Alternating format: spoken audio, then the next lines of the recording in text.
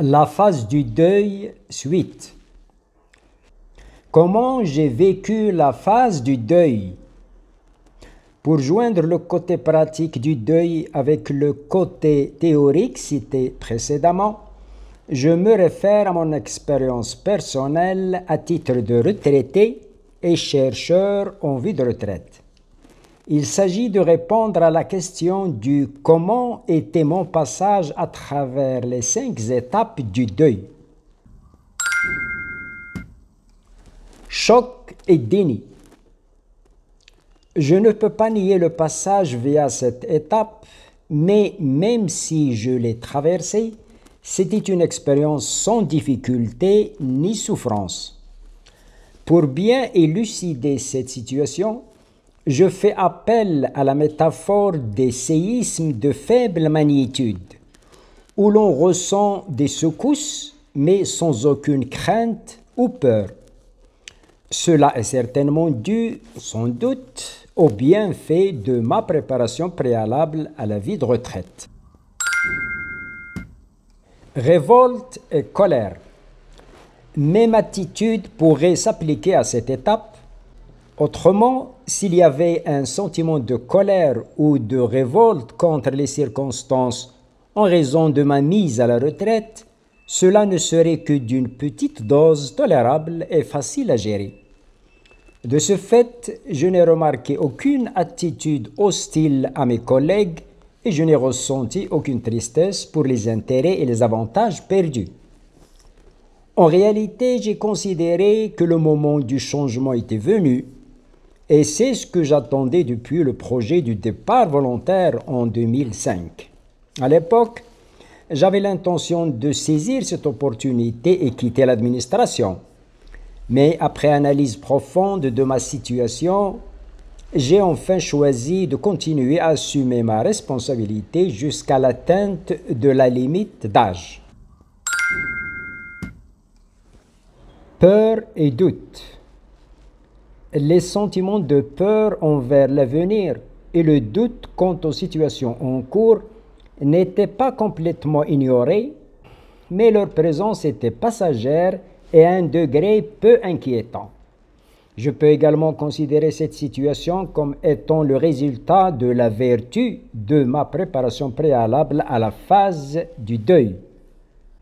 La peur est une réaction naturelle, saine, témoignant de la prudence chez l'être humain d'une manière générale.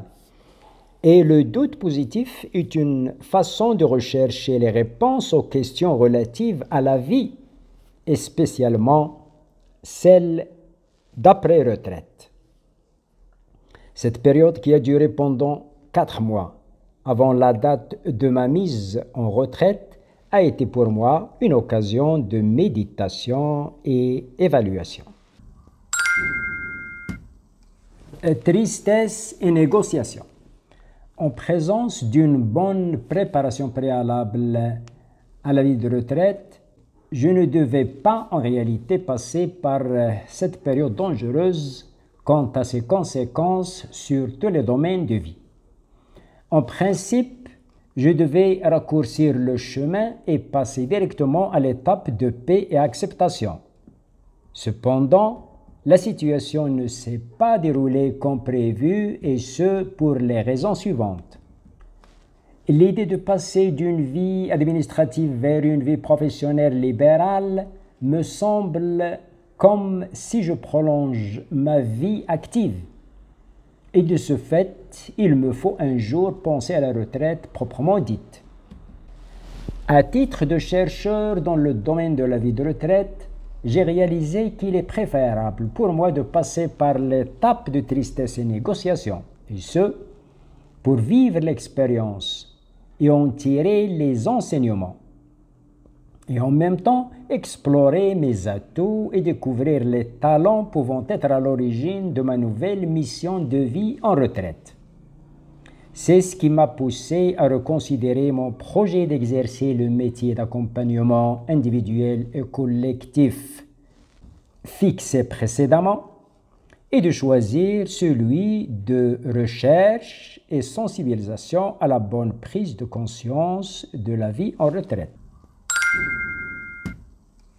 Enfin, paix et acceptation. Je ne regrette pas mon choix de passer par toutes les étapes du deuil et heureusement que j'ai atteint l'étape de paix et acceptation. Cet exploit est dû grâce à une série de séances de méditation, d'évaluation et réévaluation qui ont marqué les étapes précédentes, en particulier celle de tristesse et négociation qui a coïncidé avec mon départ pour la Umrah ramadanienne au début de la vie de retraite. Et c'est ce que je conseille aux jeunes retraités de faire. C'est un voyage physique au lieu saint, à la Mecque, mais également c'est une transcendance morale et psychique vers soi en découvrant ce qui peut donner sens positif à la nouvelle vie.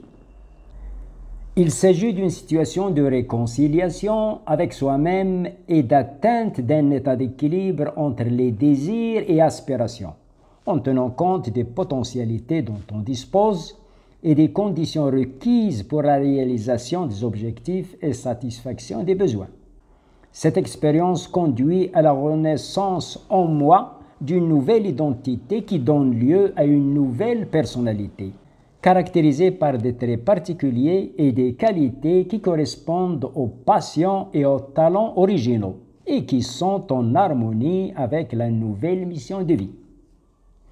J'ai commencé à ressentir les indices du nouveau projet à travers les impulsions internes qui me poussent à prendre l'initiative de faire quelque chose que j'aime et que mon âme désire.